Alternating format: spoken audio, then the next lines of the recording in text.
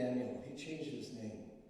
But he said to me 30-some years ago, you know, you should really compose something.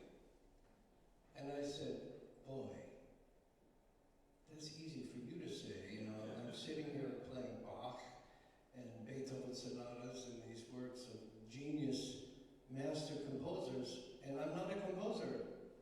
How could I even have the nerve to try to do that? And he said, well, it doesn't have to be any good. That's my brother. He said, why don't you write something just short, like something for children or something? And I thought, well, that's kind of liberating idea, but I still didn't do anything. And then a couple months later,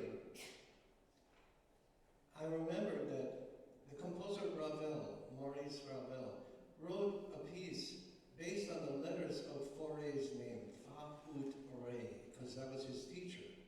Those are the Latin names for the musical notes that we say, F, C, D. So he wrote a piece based on Fauré's initials there, in the way his name was spelled. And then I thought, well, my brother's initials are DC. DC. Well, here's DC. You could go DC. Go down the whole step, right? Or you can go up to a C. Also DC.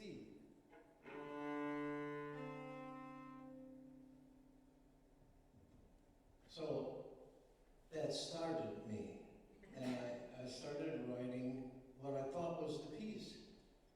And once I had finished what I thought was the piece, I realized it was the bass line of a piece. And it was a nice bass line, and it had some sort of nice chords. It kind of had a sad quality, even though every chord was a major chord. And then I would play back a recording of that bass line that I had written, and I just made up a very simple melody to play on top of that melody, the bass line. And I called it Lullaby on DC.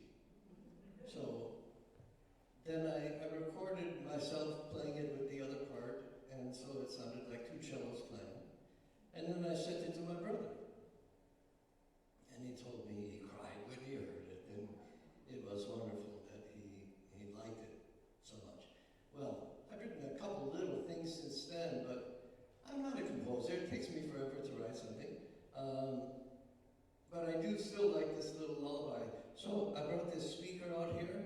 If I do it right, I'll get the speaker to play the second cello part, which plays the whole bass line through